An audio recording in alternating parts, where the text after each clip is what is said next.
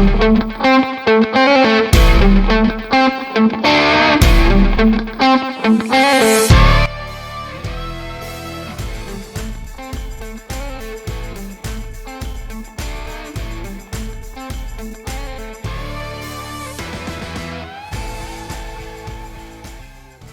aí, pessoal, estamos começando mais um Steel Podcast. Meu nome é Jovem Gontijo, host aqui no Steel Podcast. Hoje estou com meu sócio, meu amigo Ricardo Santos, também o co-host aqui com o nosso convidado. E antes de mais nada, gostaria de pedir para você que está nos assistindo que se inscrevesse no nosso canal, ativasse as notificações, desse o seu like e compartilhasse para o máximo de pessoas possível. Hoje estou com um convidado especial, um amigo, um colega de trabalho das antigas, o especialista número 1 em coqueria, meu amigo Helênio Rezende Silva Júnior. Seja muito bem-vindo, é um prazer receber você aqui, Helênio. Bom dia, Jove, bom dia. Bom dia. É um prazer, Jove, estar aqui com você. A gente tem acompanhado o trabalho que vocês têm feito, um trabalho muito importante, né, nessa área de siderurgia e afins, né? A gente precisa de ter uma difusão desse conhecimento, não só o conhecimento tecnológico, mas o conhecimento de experiência, né? Tudo isso é muito importante. Então eu acho que o seu podcast de vocês aí cumpre esse papel com muita maestria e estamos à disposição para bater esse papo. Isso aí. Junto. Agradecemos mais uma vez sua vinda, né, Ricardo? Se predispôs a vir aqui bater um papo conosco, falar sobre a sua ascensão, sua carreira, Muito obrigado, né? Mais uma vez. É um privilégio para nós receber tantos notáveis nessa mesa. E mais uma vez hoje, né, recebendo o senhor aqui. Muito obrigado, né, pelo aceitar esse convite e por nos impulsionar, né, a estar disseminando esse conhecimento para o mercado, para as pessoas. Porque muitas pessoas que assistem o nosso podcast não entendem e não conhecem o mercado do aço. Assim como eu, eram de áreas de tecnologia, eu era da área de tecnologia da informação, e quando eu conheci uma coqueria, né, eu falei, meu Deus, que é isso, né? Eu me encantei há 26 anos atrás, quando eu conheci, e pude atuar nesse segmento. Então, para nós é um privilégio, mais uma vez, muito obrigado, né? E vamos que vamos, né, Jovem? Isso aí. Esperamos que esse episódio seja vencedor aí, pra gente, né, extrair o máximo aí, né, do seu conhecimento, da sua experiência, né, a gente nos bastidores aqui falando, a gente pautou algumas coisas aqui, né, meio que combinamos aqui na hora, né, tá certo. Mas foi legal o que você trouxe, né, de trazer a sua experiência para essas novas gerações, para quem já está no mercado também, com dicas importantes e histórias inspiradoras. Tá certo. Isso aí. Isso. Então, o Helênio hoje é consultor sênior de tecnologia da coqueria. Eu estou falando porque eu conheço. Você é realmente a referência em coqueria hoje no Brasil, sem menosprezar os outros colegas profissionais. Tem muita gente com muita experiência, tem muitos profissionais aí com anos de experiência, mas o Helênio é um deles. Não é isso, Helênio? Muito obrigado. E eu gostaria de começar você contando um pouco da sua história, contando como é que foi, como é que você se ingressou nessa área da siderurgia, né, da área da coqueria, como é que foi lá no início, você entrou foi na Uzi Minas, como é que foi? Conta, eu vou deixar para você contar essa história aí. Não, pois é. Obrigado mais uma vez aí pelo convite. Jove, eu sou graduado em engenharia metalúrgica, né, eu sou engenheiro metalurgista da UFMG, formei na turma de 1984. E naquele ano de 84, Ricardo, a Uzi Minas estava fazendo um grande processo seletivo. Tinha um tempo que éramos todos empresas estatais, todas as siderúrgicas brasileiras, e a Uzi Minas estava fazendo um grande processo seletivo para admitir em torno de 50 de nível superior em toda a usina. Foi um processo grande, com mais de 1.000 candidatos, a gente teve a felicidade de ser aprovado. E na época, Ricardo e Jove, a carreira de metalurgista na Uzi Minas se dividia mais ou menos em 3 áreas. Ou você ia para a área de pesquisa, continuar desenvolvendo, pesquisando, ou você ia para a área de controle metalúrgico, que você fazia todo o apoio do controle de processo, ou você ia para a área operacional. Pelo meu perfil, pela minha predisposição, eu fui para a área de operação. Então eu sempre fui operação. Chegamos em Patinga, 1984, engenheiro, recém-formado, metalurgista, turno. O presidente da Uzi Minas na época, Dr. Rinaldo, falava: se você quiser ser um bom engenheiro, você tem que aliar o seu conhecimento que você adquiriu na faculdade com a experiência prática que você só vai ter nas áreas siderúrgicas. Então, eu fui por turno. O meu treinamento, Jô, foi todo com os operadores. Eu treinei com as pessoas que executavam. E o Dr. Rinaldo falava: se você quiser ser um bom engenheiro, você tem que conhecer os equipamentos e principalmente as pessoas que operam os equipamentos. Sim. Então, nós ficamos de turno, exerci todas as funções da coqueria. Pois não. Não, você, eu não ia te cortar, não, desculpa.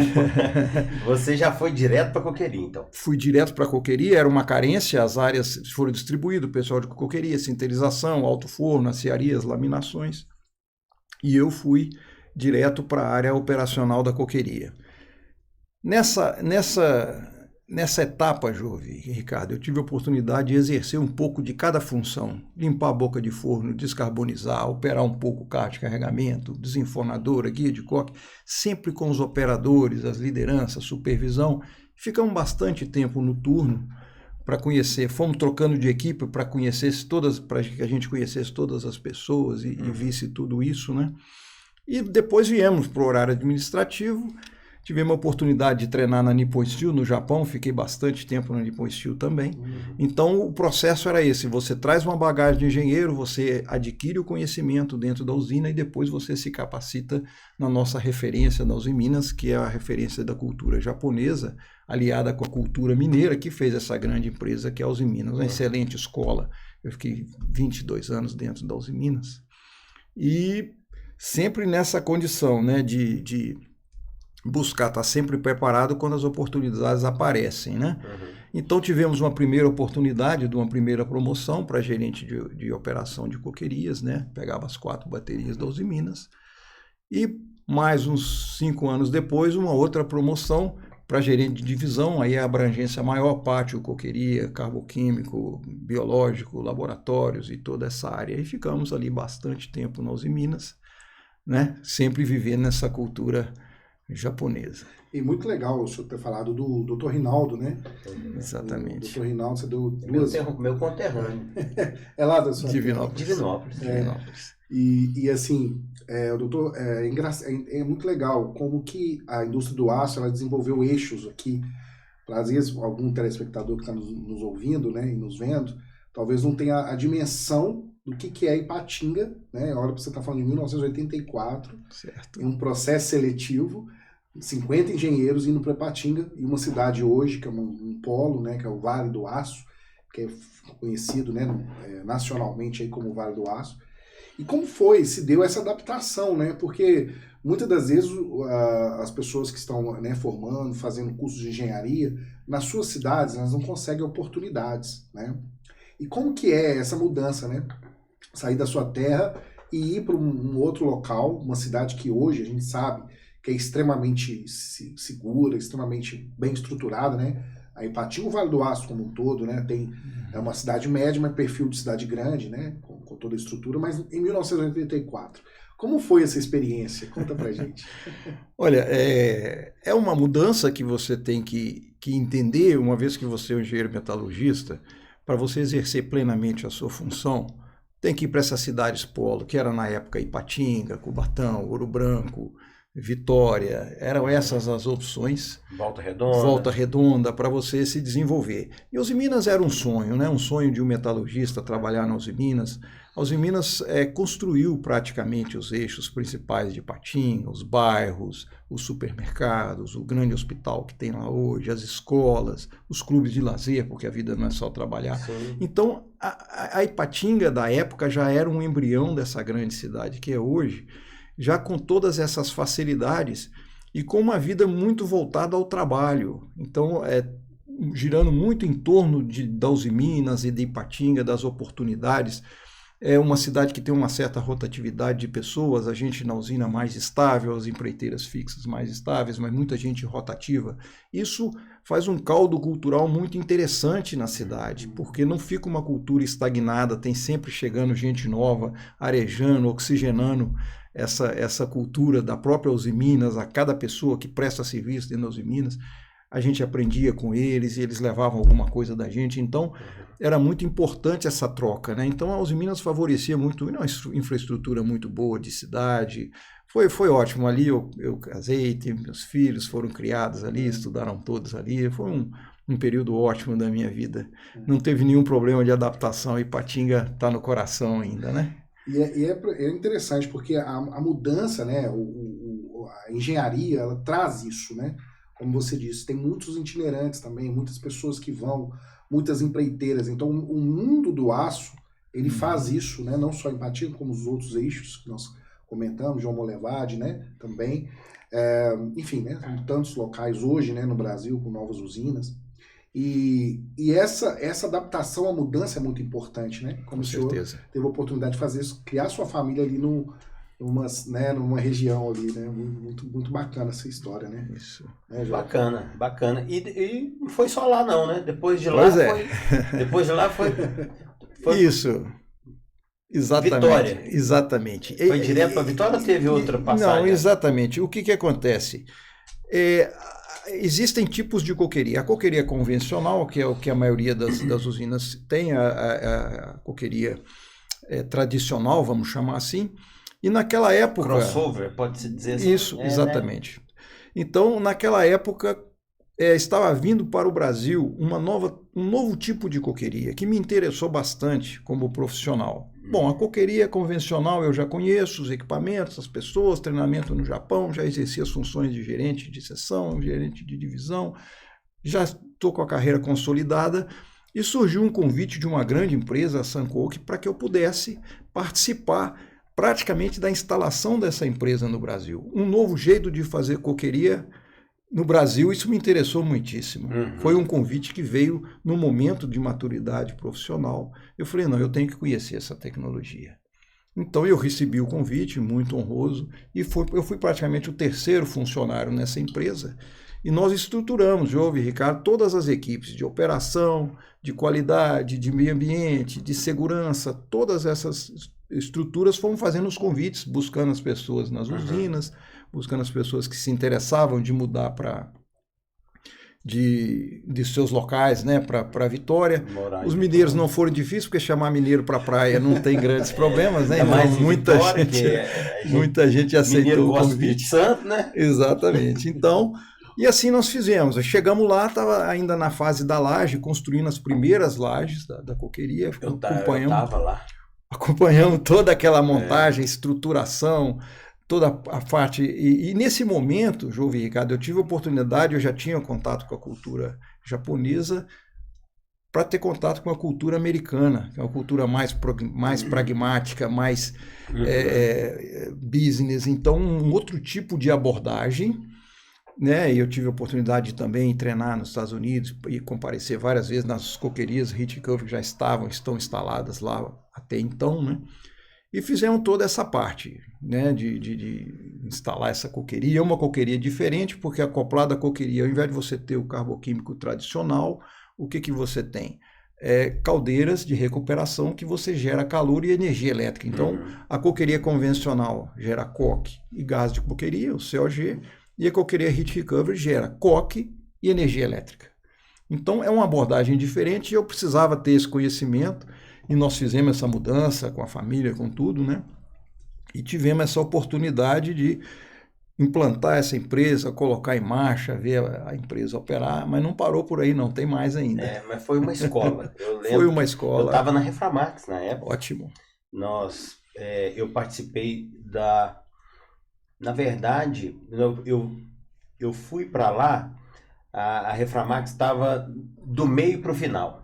Do meio para o final. Eu fiquei com o Evandro era o gerente de contrato lá, e uma escola, principalmente do ponto de vista não só de refratário, de tecnologia, o contato com os americanos, que também é uma outra filosofia, mas uma escola do ponto de vista que nós não tínhamos visto uma coqueria Heat Recovery ainda no Brasil. Exatamente. Né? Foi a primeira, se eu não me engano. Foi a primeira. Pelo menos foi a primeira que eu vi. Não, né? sim, foi a primeira. E uma coqueria Heat Recovery, a a capacidade produtiva dela é muito maior do que a da... Interessante. Né? Muito interessante. E isso foi uma escola. Para mim foi uma escola. Para todos nós. Então vocês estão vendo que não é modéstia falar que o Helênio é um dos número... Para não falar que é o número 1, é uma das pessoas que mais entende de coqueria no Brasil, porque ele não só trabalhou na convencional, como também na Heat Recovery, que é a nova tecnologia de coquerias hoje. Mas e aí, quanto tempo ficou lá? Pois é, ficamos nessa fase de implantação, ficamos até a posta em marcha dos fornos. E aí, Ricardo e Jovem, eu já conhecia convencional, já conhecia Heat Recovery, mas eu não conhecia a parte tecnológica. Eu era um usuário de coqueria, um operador de coqueria. Uhum. Eu operava o equipamento que alguém projetava, fabricava, montava e fornecia. E surgiu o honroso convite também da Polvurt, agora é Grupo SMS, para vir para o lado de cada mesa. Então, de cliente, operador de coqueria, eu tive a oportunidade de vir para uma empresa que é um tecnologista de coqueria, ou seja, faz o projeto, a fabricação, a montagem, o startup, a supervisão de montagem. Ou seja, aquele gap que a gente tinha de chegar e já estar a coqueria pronta ou ver alguém montando a coqueria, eu falei, não, eu preciso saber entender o projeto, exatamente. E você, Jovem, sua vivência é muito grande em Alto Forno, você sabe que a tecnologia vai sempre avançando. Sim. A cada reforma você tem que procurar manter o gap tecnológico, né, tem que ser mantido, a gente tem que procurar se aproximar. E na coqueria não é diferente. Então, o que a gente pôde ver, eu já estou há 16 anos na SMS desde agora, 2009, né? Desde 2009, né? Nós trabalhamos junto lá um tempo. Exatamente, tive a oportunidade de trabalhar com o Jovem, aquela turma boa, né? Aprendi muito com você naquele início lá na Polvurt, né? Na TKCSA, TKCSA, exatamente. E depois fomos para a VSB. Vocês chegaram trabalhamos juntos. Trabalhamos no mesmo prédio muito tempo, né, Jovem? E nessa chance eu já tive uma terceira oportunidade, Ricardo e Jovem, de entrar em contato com outra cultura europeia, porque a tecnologia de coqueria no grupo SMS, ela está na Itália, em Gênova, na Itália. Aí foi muito bom a gente ter a oportunidade de ver como que o europeu trabalha, muita ligação também com a Alemanha. Então, nessa terceira fase, vamos dizer assim, na terceira onda da minha carreira, aí as viagens começaram a ser para a Europa, para conhecer o que eles estavam fazendo, conhecer o escritório, e é um outro mundo, né, Ricardo, né, Jovem? A filosofia europeia é bem diferente da japonesa e da americana, né? Então, certeza. Assim, isso dá uma abrangência de conhecimento muito grande, né, Helênio? Dá, e a gente passa a ver qual que é a minha missão, né? Qual que é o meu objetivo ao trocar de operador? Falou, bom, a contribuição que eu tinha que dar para a operação de coquerias convencionais, essa contribuição está feita. Vamos agora tentar, do lado de cada mesa, conhecendo os problemas, os pain points que você tem numa operação de coqueria, o que do lado de cá da tecnologia pode ser fornecido na realidade brasileira. Esse é muito interessante, esse ponto, Jovem, né? Que você tem empresas locais com sedes e com estruturas locais, porque a realidade brasileira nós conhecemos. Não adianta a gente conversar em euros se a nossa realidade é em reais. Então precisamos ver, conhecendo o que as coquerias demandam, conhecendo o que a tecnologia pode oferecer, como achar um meio termo de ter essas tecnologias aqui implantadas a um custo adequado, a uma situação adequada de realidade de país, não são tão extensivos em capital a ponto de estar investindo tanto. Então temos que ser mais eficazes nessa busca dessa atualização tecnológica, bem pontuais e bem assertivos nessas escolhas, né? Então, essa bagagem que eu trouxe da operação favoreceu muito isso, eu ter essa condição de ajudá-los. Quando eu vou conversar numa empresa, numa coqueria, eles me veem como uma pessoa que já viveu aquele assunto, que já passou por aquele problema e agora chega com uma solução. Não me coloco na postura de vendedor, mas de como um partner, um parceiro, né, para poder ajudá-lo a encontrar a solução. E juntos, né, que você é. E juntos vamos buscar achar a melhor solução, como melhorar o dia a dia, né, tudo isso com novas tecnologias, com melhorias contínuas, né? Mais ou menos isso. Hoje, você quer perguntar alguma coisa, cara? Não, pode. Hoje, o que eu tô... aqui, você falando, né, a gente tinha preparado algumas coisas, mas você falando veio aqui uma dúvida. Hoje a SMS Group, não é Polvurt mais, é SMS Group, certo? Exatamente. Globalmente, inclusive a divisão da Itália, que é responsável pela essa parte de coquerias. Hoje a SMS Group, ela tem condição de fornecer todos os tipos de coqueria? Exatamente. Não exatamente, mas a SMS Group, com a fusão dessas duas empresas, a Polvurt foi adquirida pelo grupo SMS, o que nós temos agora é que a SMS é capaz de fornecer uma usina siderúrgica completa, desde a parte de coquerias, altos fornos, aciaria, laminações. Então a gente consegue pegar um projeto inteiro e fornecer uma usina siderúrgica atualizada, moderna e completa. Especificamente na coqueria, nós somos focados muito na coqueria convencional. Certo. Hoje, no portfólio da SMS, nós temos a coqueria convencional. A Heat Recovery ainda não temos essa tecnologia. Essa tecnologia fica mais com a Sanko, que é a própria China. Os chineses vendem essa tecnologia, né? Mas essa vinda para cá, Jove e Ricardo, me deu oportunidade da gente, algumas dicas aí para o pessoal, né? O que uma tecnologia precisa ter, né, Jove? Basicamente, 5 pontos que uma tecnologia tem que atender. Em primeiro lugar, a segurança. Qualquer equipamento a ser fornecido, a ser operado, ele tem que ser seguro para o ser humano, e o equipamento para si próprio também tem que ser um equipamento seguro de se operar. Segundo, produção. Tem que atingir a produção esperada, com a produtividade, com tudo que você tem. Qualidade. Não adianta você estar seguro, você tem produção, mas o seu produto não tem a qualidade. Custo. Você tem que atingir o custo. Nós temos que ter lucratividade sobre as nossas atividades para que a máquina continue se movimentando. E principalmente o meio ambiente. Nós estamos inseridos numa comunidade, numa biosfera, num ecossistema. A indústria não está fora disso, ela está dentro disso. Então, esses quatro parâmetros, segurança em primeiro lugar, produção, qualidade, custo e meio ambiente, que compõem essa esfera. Então, são nesses 5 pilares que a tecnologia tem que se desenvolver. Quando você vai ofertar uma coqueria, um alto forno, que é a sua área, qualquer coisa, você tem que pensar nesses 5 pontos que são bastante importantes, né, para qualquer novo empreendimento, principalmente nos dias atuais, né? Pegando esse quinto ponto aí, né, essa questão do meio ambiente, essa questão da descarbonização, um assunto que está muito em evidência nos últimos anos, né, nos últimos 3 anos só se fala disso. A Europa já está se posicionando, né, já se posicionou com relação a isso, do ponto de vista prático mesmo, já está... Algumas usinas já estão falando em fechar, outras usinas já pesaram no freio. Essa questão do aço verde, descarbonização, o que você tem a dizer sobre o futuro do aço, o futuro da coqueria? Boa pergunta. Pergunta de $1 milhão, né? Pergunta não é fácil. Futurólogo, né? Eu já estava esperando, né, nesse podcast. O que você enxerga disso, né? Porque um ponto de vista meu é um ponto de vista meu.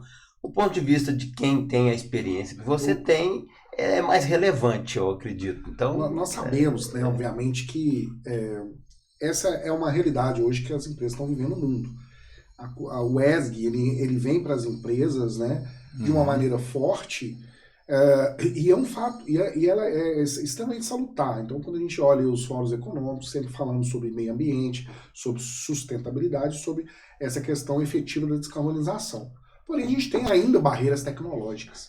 Então, é muito, muito importante essa visão do senhor aí, principalmente aí no campo aí da coqueria, né? Vamos lá. A coqueria o alto forno, né, Jove, é um reator extremamente eficaz para produzir o gusa líquido que a gente precisa na produção do aço. É um equipamento extremamente eficaz. E para altos fornos de grande porte, você precisa do coque, que ele vai fazer a tripla função de de permeabilização, redutor e estabilização da carga, toda a permeabilidade, né, que você tem que ter.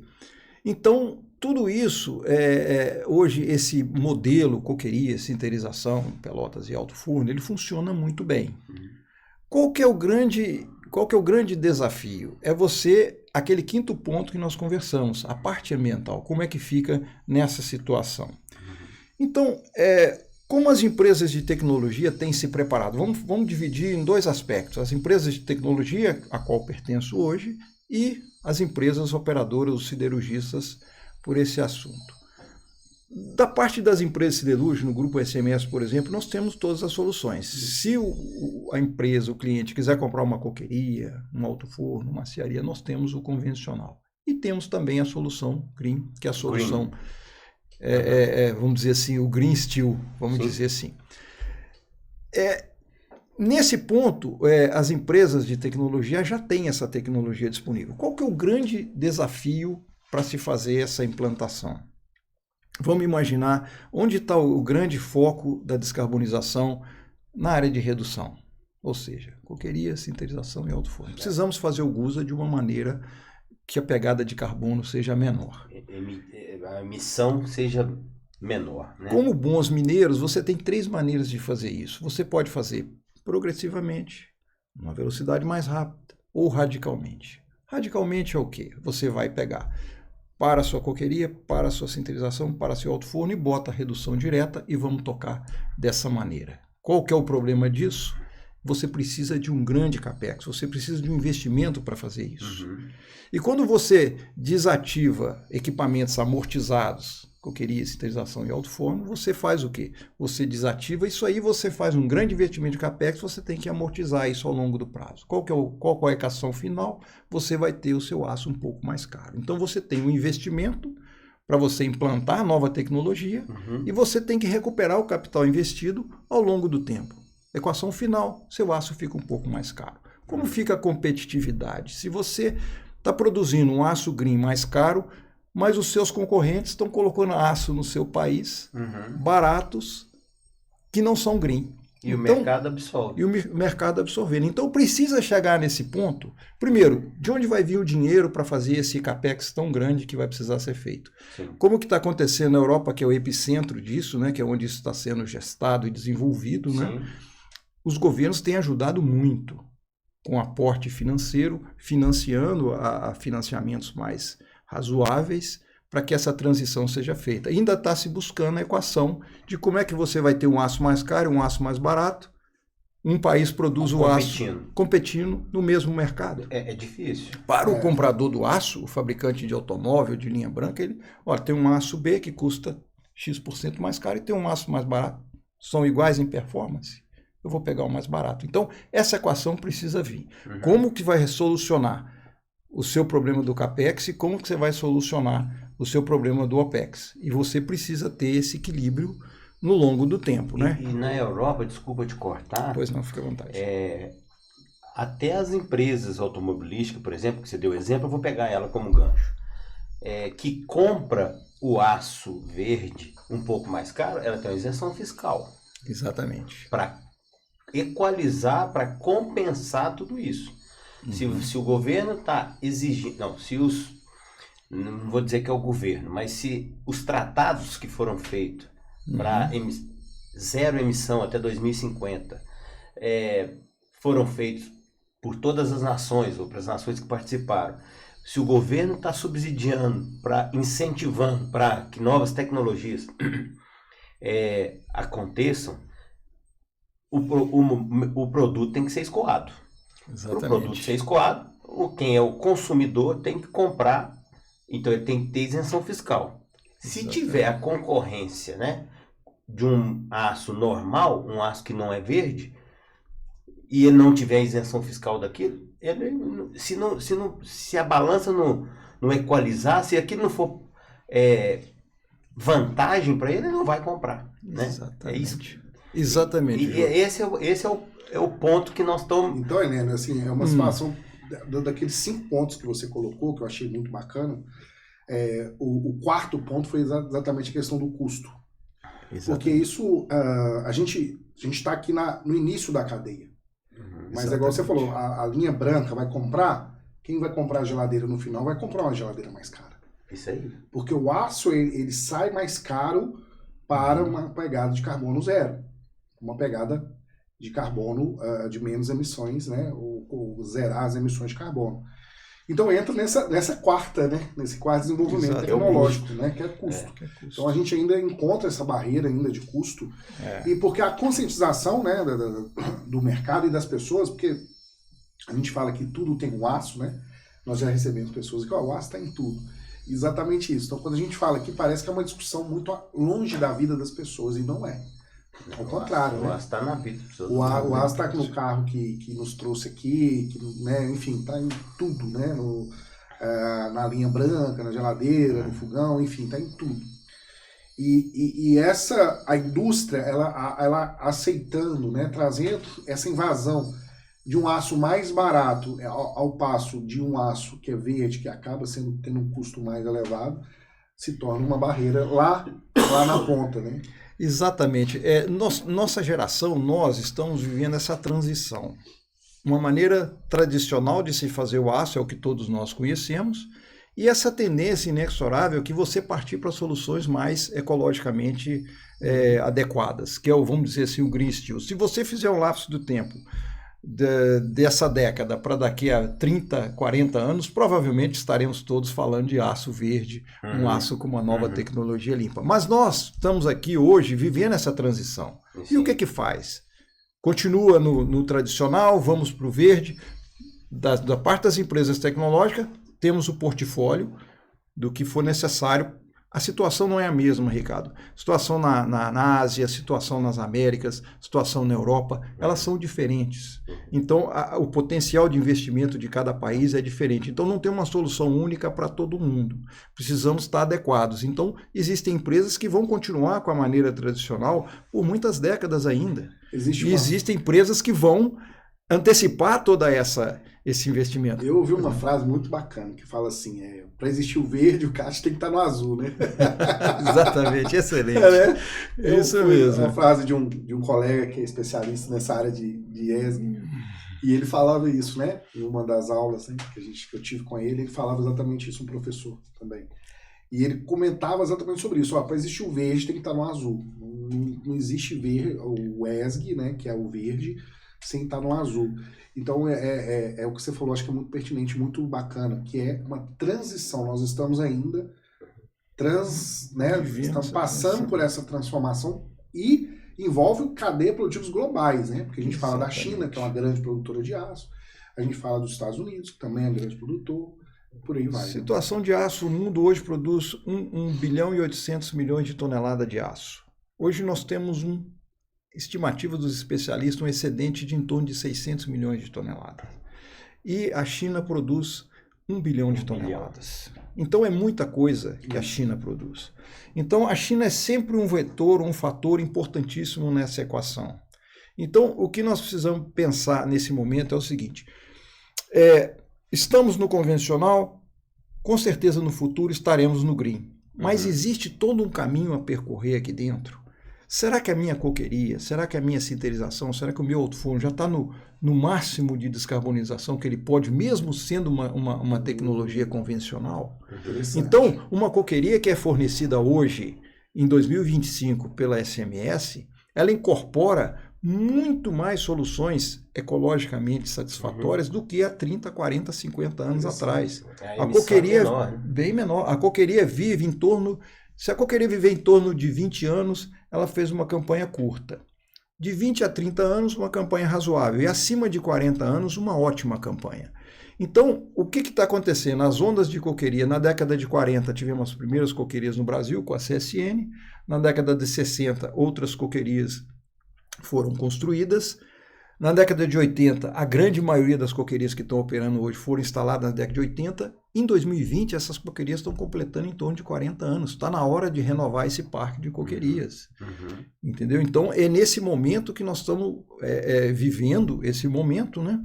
E o que vai ser preciso ser feito, não só em coquerias, esterilização e aos fornos, é otimizar isso aí. O que eu posso incorporar?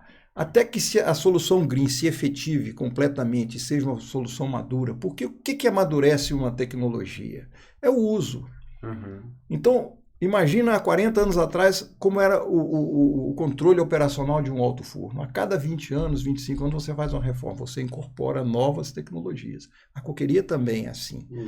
Estamos no estado da arte ainda no Brasil? Não. Na América do Sul, não. Tem muita coisa para ser incorporada, até que chegue essa onda verde com força, com todas as soluções que ela já incorpora, às vezes soluções disruptivas, nós temos que melhorar o que nós temos lá. Ótimo. Então, as empresas Ótima de tecnologias saída, né? podem fazer muito isso, Ricardo, né, Júlio? Pode fazer muito isso. Você pode melhorar bastante. Você pode ter um Fusca que emite muito, você pode ter um carro elétrico. E no meio do caminho, o que você tem?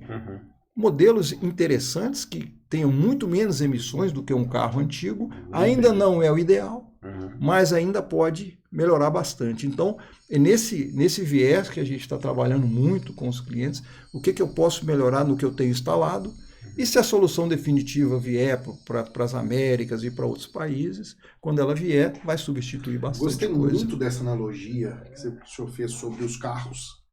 Né? Porque a China resolveu um problema, né, nos grandes centros, assim, né, com carro elétrico. E é interessante que os híbridos, né, lá na economia, eu estava estudando esse mercado, né, lá na China, como que os híbridos também têm uma forte parcela de mercado. E melhorou muito a questão nos grandes centros lá chineses, né, utilizando tecnologias elétricas, de carros elétricos e de híbridos, né, que está ali no meio do caminho. Então, muito legal, principalmente essa questão de você trazer isso, né, que a SMS, ela consegue propor para o cliente, né, para a indústria, tecnologias que diminuem a emissão. É um caminho muito legal, muito interessante, bacana. Ô Helene, você começou falando uma coisa interessante também, que é aquela questão da transição. Certo. A transição que é radical, que é já ir direto para o DRI, né? Exatamente. Para redução direta. E as outras opções? Essa é a primeira opção, a radical. Você falou as outras. Quais são as outras? Bom, então você tem os equipamentos que já estão instalados com toda a tecnologia que você tem no estado da arte no Brasil. Sim. O que nós podemos fazer? Existe um gap tecnológico, se você comparar a nossa tecnologia com a Europa, com os países mais avançados, nós ainda precisamos de investir mais nessa parte tecnológica.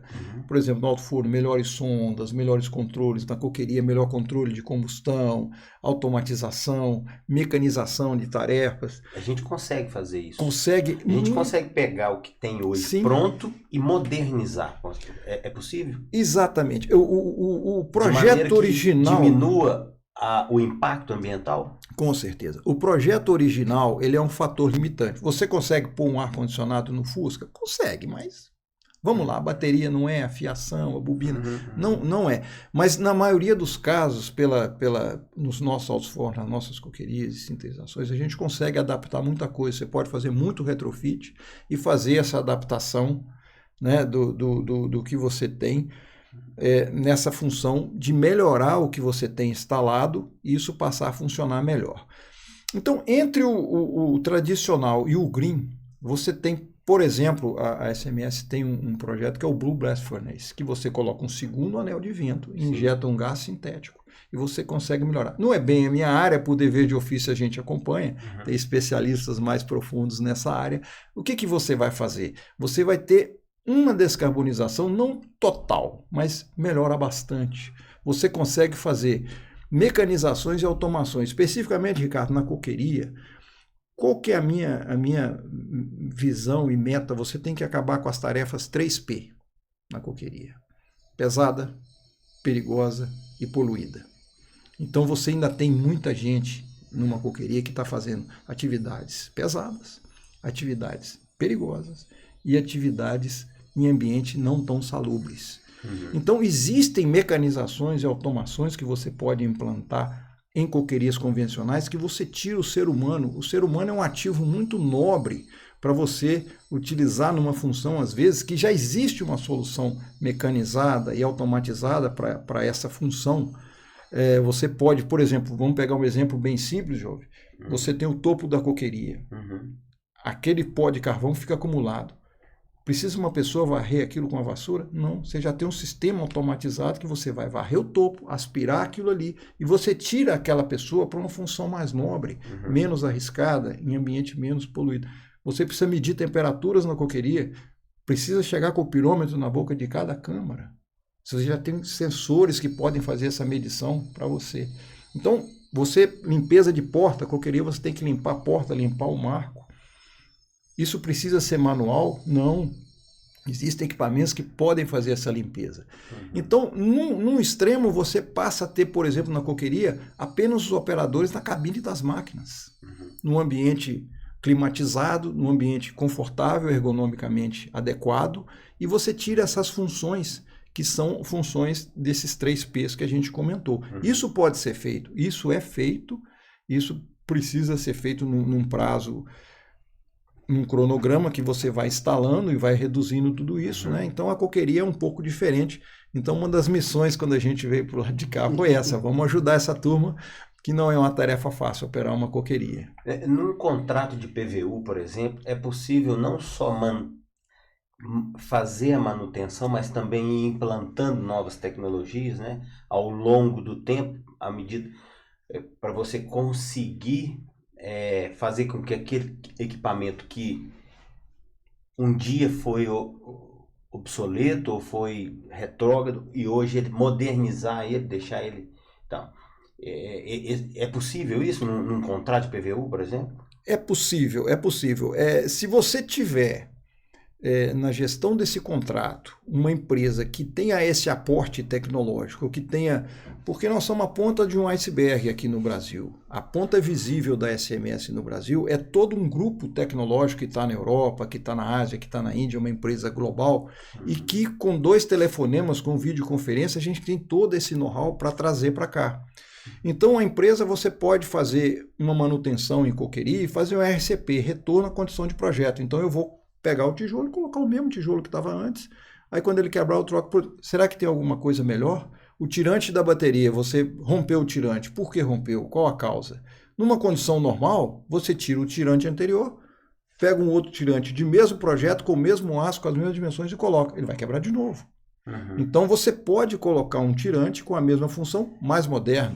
Esse tirante que você está operando hoje, há 30 anos, já tem coisa melhor. Já tem tirantes melhores hoje. A tampa, a boca de carga já tem coisa melhor. A porta de forno já tem coisa melhor. Então, pode sim, Jovem, a sua pergunta é muito oportuna. E pode sim estar sempre melhorando a cada troca. Ao invés de voltar ao que era antes, vamos melhorar, vamos aperfeiçoar, vamos incorporar essas melhores soluções. É possível e bem factível. E uma terceira via que eu estou vendo, de acordo com a sua explicação, a primeira é essa radical, a segunda é uma modernização do que já tem, e uma terceira via seriam equipamentos novos, convencionais, modernos. Exatamente. Essa é a situação, estamos vendo acontecer no mundo inteiro. Nos últimos 20 anos, a SMS forneceu mais de 54 coquerias.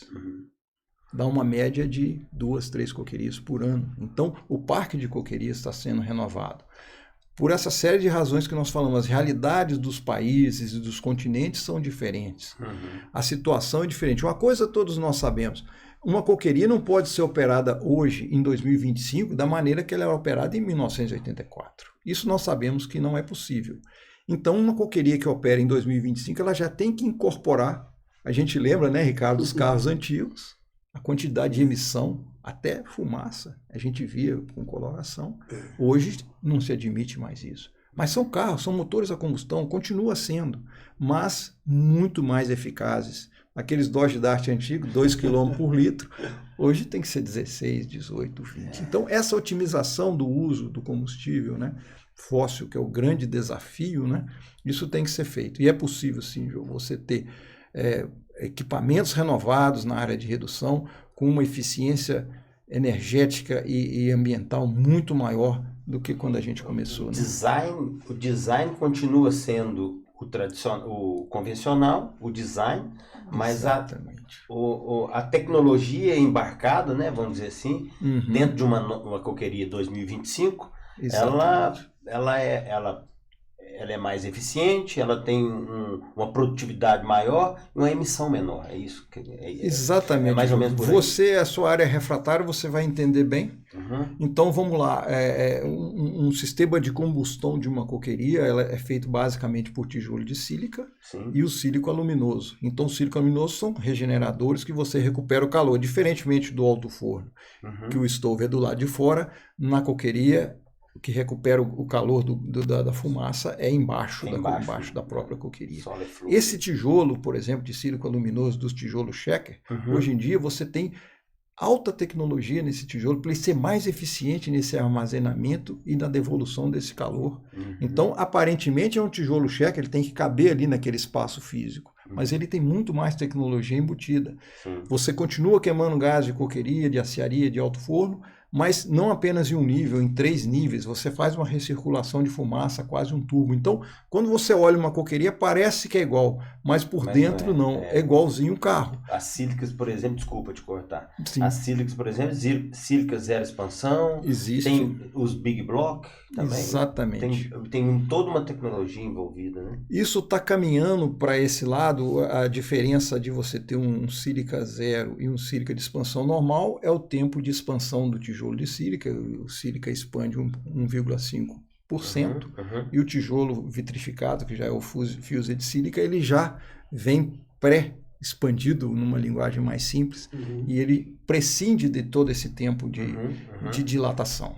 Então são soluções que você tem, Jô. Você, igual eu estava falando do carro, você olha um carro, você chega no posto e abastece com combustível, e o carro sai andando. Mas ali dentro, a máquina que está ali dentro, ela está muito mais aperfeiçoada. Não tem mais aquele carburador que a gente ficava ajustando. Tem o catalisador. Tem o catalisador. Então, tudo isso, a coqueria passou por isso, você tem certeza que o alto forno também passou por isso. E qual que é o nosso desafio, né, Jove, né, Ricardo? É trazer isso para o Brasil. O máximo que der, num custo adequado, num retorno, num payback adequado, para que essa tecnologia esteja disponível, para que a gente faça um aço mais competitivo, né, globalmente e localmente, né? E dentro dessa perspectiva que a gente está vendo no mundo aí, né, que não podemos deixar de citar, né, esse tarifácio igual aconteceu, por mais que o aço ele acabou saindo, né, foi um dos produtos que saíram, né, então dentro dessas perspectivas de um mundo até meio um pouco incerto, com suas questões geopolíticas, né, e naturalmente, né, envolve as questões econômicas, mas é muito interessante a gente ver que é toda a cadeia, né, de fornecimento que ela consegue trazer mais tecnologias, e essas tecnologias vão melhorando, né, esses equipamentos, e o senhor com essa experiência toda aqui, está dando uma aula para a gente, na prática aqui, do que é, né, você fazer uma indústria mais verde, uma indústria com menos emissões, muito bacana, né, Jovem? Muito legal. Nós tivemos um bate-papo muito legal aqui com o CEO, né, da SMS, o Paulo Pinheiro. Verdade. E nós demos uma pincelada assim, bem superficial nessas questões tecnológicas, nessas questões aí de todo o portfólio que a SMS consegue oferecer para o mercado. Ele falou isso, né? Vocês conseguem fornecer uma siderúrgica completa, tudo. Mas uma coisa interessante que ele falou também é a questão da gestão de pessoas, né? Que você comentou aí, eu achei muito interessante a maneira que vocês lidam lá com essa questão dos jovens, da meritocracia, da pessoas, né? A importância que tem pessoas no meio corporativo. Então, eu queria que você falasse um pouco sobre isso, sobre a SMS, nesse ponto aí. Isso, foi bom você tocar no assunto. O Paulo é um grande líder, né? É um visionário, uma pessoa muito preparada para a função que está exercendo, né? E a gente conversa muito, a gente tem esse hábito de conversar bastante. E nós somos, o brasileiro, né, Jove e Ricardo, nós somos especialistas em crise. A gente já passou crise de tudo quanto é tipo. A gente lembra Plano Real, Plano Bresser, Plano Collor, Plano Cruzado, tudo quanto é tipo. E a siderurgia sempre nessa toada. Até outro dia eu estava conversando com o Paulo. Então, a gente tem um casco duro para esse tipo de crise. Então, a crise não nos assusta. Não nos assusta pessoalmente, não assusta o Paulo, não assusta a SMS, porque nós já passamos outras crises e superamos. E superamos outras crises. Então, você estava comentando sobre o momento atual, é mais uma crise. Vai exigir criatividade, vai exigir... Recentemente passamos uma pandemia, fechamos praticamente as portas, ficamos todo mundo confinado dentro de casa, superamos, estamos todos aqui sem máscara, conversando, sobrevivemos, graças a Deus.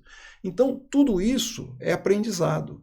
Então, o brasileiro tem essa visão, o estrangeiro nos enxerga dessa forma. O Brasil não é para amadores, o Brasil não é para qualquer um. Então, a gente está acostumado com isso, e o Paulo deve ter expressado isso da maneira correta, que nós sabemos lidar com crises e tirar da crise essa melhor oportunidade. E você falou sobre pessoas, exatamente, a pessoa... né, Ricardo, você tinha comentado antes de a gente começar a conversar, né? Um jovem funcionário que está chegando na indústria hoje, que está chegando na usina hoje, né? Então, ele tem que pensar que ele precisa desenvolver o chá. O que é o chá? São os 3 pontos que você tem que ter para você ser um profissional. Você tem que ter o conhecimento, você tem que ter habilidade, você tem que ter atitude. Então, quando você está começando a sua carreira, você tem que ter conhecimento, você tem que adquirir conhecimento, igual comentei da minha experiência. Eu era um engenheiro, mas eu não conhecia uma siderúrgica de perto, então eu tive de adquirir todo esse conhecimento. Depois você desenvolve a sua habilidade. Eu tenho conhecimento, eu tenho que desenvolver minha habilidade. E depois a atitude. Exemplo de uma pessoa que tira uma carteira de habilitação. Faz a autoescola, está aprendendo primeira marcha, segunda marcha, embreagem, aquela coisa. Ele está adquirindo o quê? Conhecimento. Aí ele consegue a habilitação. Pegou a carteira.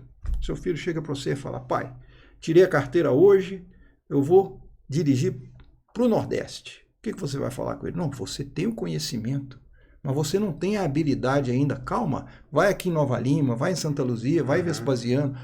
Pega a habilidade, desenvolve a sua habilidade primeiro, para você fazer voos mais altos.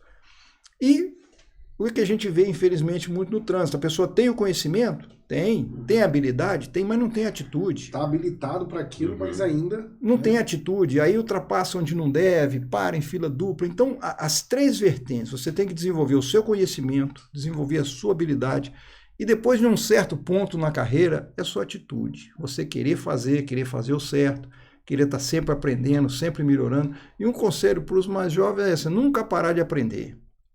Na minha carreira, já estou na 3ª ou 4ª onda, né? Ainda virão outras, né? Sempre procurando aprender e inovar e ter mais conhecimentos, né?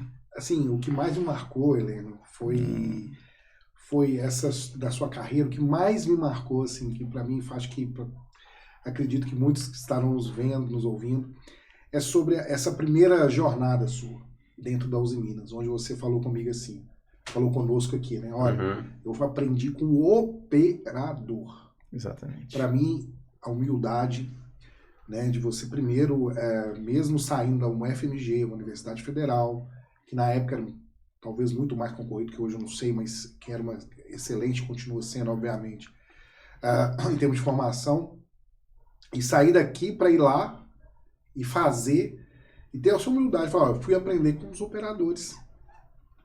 E isso fez toda a diferença na sua carreira. Você ter ido lá, aprendido com quem opera aquele equipamento, né? Acho que isso, para mim, assim, foi assim, motivante e gratificante ouvir isso, porque é o que eu acredito, né? Eu acredito muito nisso. A gente não tem como viver tudo, né? A gente não a gente tem uma vida só, né? Com certeza. Mas dentro de todas as trajetórias, né, o que mais me chama atenção é a humildade. Você mesmo engenheiro, você foi lá aprender com os seus operadores, dali você galgou posições dentro da indústria como gestor e foi crescendo até atingir, né, hoje desenvolvendo tecnologias, trazendo melhorias junto, né, do grupo ali, junto da SMS, e como você falou, passando por diversas, e para mim outra coisa que foi marcante, sabe, Jovem, no Heleno, foi essa sua sede do conhecimento. Isso para mim me fez crescer muito, porque mesmo você já tendo ali uma senioridade, estando num local onde teoricamente você estava bem ali, na zona de conforto, você foi para uma nova tecnologia na Sankook você aprendeu sobre uma tecnologia nova que eu queria. Dali você veio para a SMS, desenvolvendo tecnologia, ajudando as indústrias a terem novas tecnologias, e no final deixa esse recado tão importante aí para os jovens, que é essa questão de sempre aprender, que a gente sempre está aprendendo. Então, para mim, foi um privilégio, viu, jovem, estar aqui na mesa, né? Para nós todos. Primeiro podcast que a gente faz junto aqui, né, com eu, você aqui, né, com o senhor, e para mim foi muito gratificante, e acho que o recado tá aí, né? Uhum. É humildade, o conhecimento, habilidade e atitude. Isso aí. Mas para você ter chá, você precisa ter humildade, porque você aprender, você precisa falar, olha, chegou a hora de eu sentar aqui, né, e ver com quem tá pegando ali na massa, ali, entender um pouquinho isso. Muito show. Parabéns. Parabéns mesmo. É isso aí. Foi uma aula, que tivemos uma aula aqui, né, Ricardo? Sensacional. Uma aula de realmente de conhecimento, de humildade, de habilidade, atitude. De conhecimento, né? Ficou esse recado aí. Eu também gostei muito dessa questão do chá. Fica a dica para todos que estão nos assistindo. Do chá e o 5, né? Nós temos que deixar isso aí gravado, né? Que é segurança. O equipamento. Produtividade. Né, vamos ver se eu lembrei, tá? Segurança, produtividade, lucro. Qualidade. Lucro. Custo. Perdão, é custo, né? Não é lucro, é custo e meio ambiente. Impacto ambiental. Tá vendo que eu quase acertei. Não, tá ótimo. Perfeito. E importante, né, Jove, uma palavrinha final, é que a nossa carreira, né, Ricardo e Jove, a gente passa por 3 etapas, né? E o que você pontuou é muito importante. A humildade é a base de tudo. Você pode colocar o seu filho na melhor escola, se ele não tiver humildade para aprender, para querer aprender, não adianta. Você pode ter o melhor professor, se o aluno não quer aprender, ele não vai aprender e vai ser difícil. E na nossa carreira, no início, Ricardo, nós somos aprendizes, estamos todos aprendendo. Depois você passa por um período pleno que você vai devolver para a empresa que investiu em você todo esse conhecimento, ajudar a empresa a cumprir esses 5 pontos. E na fase final, que eu me incluo, você tem que passar o bastão para as futuras gerações. Sim. Não adianta esse conhecimento ir para a minha aposentadoria, eu levar todo esse conhecimento para casa. Então a gente agora está nessa fase de passar todo esse conhecimento, o máximo que a gente puder, para quem vai tocar esse bastão. A vida é uma corrida de revezamento. A gente corre a nossa etapa e passa o bastão para quem está chegando, para correr os outros 50, 100, 10 mil metros. É isso aí. Nós não convidamos você só por esse motivo, não.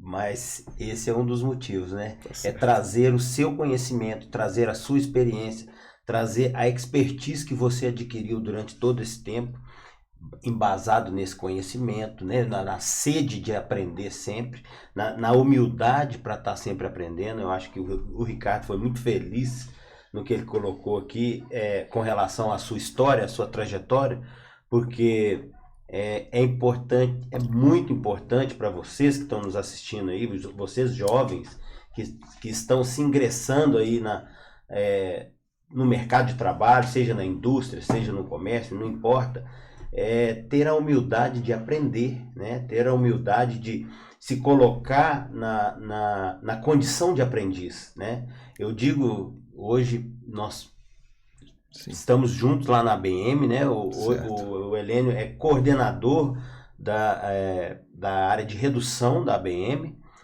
Hoje nós temos trabalhos voluntários lá, é um trabalho extremamente técnico, acadêmico, né? Em parceria com a academia, em parceria com as indústrias, né? Do setor produtivo do aço. E a gente percebe, eu tenho 25 anos de experiência, o Helênio tem quantos? 41. 41 anos de experiência, o Ricardo com 26 anos de experiência.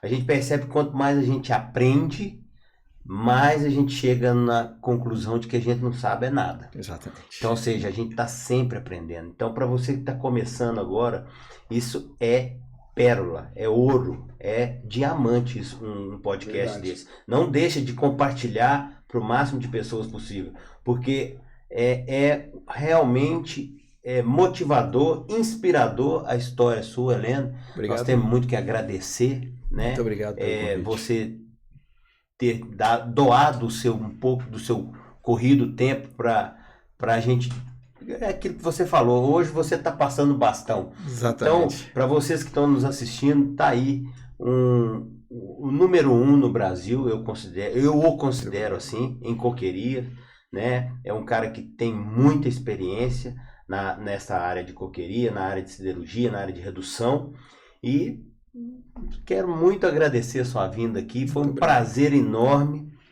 Ricardo, eu tenho certeza que já falou aí, mas eu quero que dá as suas palavras finais, aí pro Helênio, mas foi uma aula, tivemos uma aula aqui. Obrigado. Helênio, assim, eu quero agradecer muito, tá? Porque para mim, pessoalmente, foi fantástico, foi maravilhoso ter essa oportunidade de conversar com o senhor. Quero dar um dado para o senhor, que é o seguinte: há 8 meses atrás, nós começamos esse podcast, né? E a gente tinha sempre o interesse, quando o Jovem me convidou para a gente fazer isso aqui, era a gente levar para o jovem uma mensagem. E o jovem falava muito sobre continuidade, sobre bastão. E você falou isso aí, me deu esse clique aqui. E o 8 é infinito, né, jovem? Porque essa é a batida. A gente está aqui numa passagem, né, nessa vida, e a gente precisa aprender também a repassar esse conhecimento. E essa aula que nós tivemos hoje foi maravilhosa, e mais uma vez, muito obrigado de todo o nosso coração aqui. Espero que vocês aí gostem. Esse trabalho que nós temos feito aqui, eu e os jovens, é um trabalho com os nossos, né, que nós não somos protagonistas são eles aqui, estão aqui, né, mas é um trabalho que nós temos feito, então nós pedimos a você que deixe o seu like, hype esse vídeo, compartilhe em suas redes sociais, curta o nosso canal, né? Siga a gente aí nas redes sociais. É muito importante esse trabalho para inspirar você nesse segmento, para te inspirar, porque o mundo do aço e da mineração é fascinante. Vale muito a pena. Espero que isso, né, você também que não é do aço, possa estar se inspirando aqui nessas histórias. E eu deixo aqui mais uma vez esse apelo, de fato, né? A gente trabalha aqui com muito amor e carinho para trazer histórias como essa que foi fascinante, tá bom? É isso aí. Muito obrigado. Ok, Helênio, muito obrigado. Vamos encerrar mais uma vez. Muito obrigado pela sua presença. Muito obrigado pelo convite. E, pessoal, a gente espera você no próximo Steel Podcast, ok? Até o próximo. Até o próximo. Tchau. Obrigado.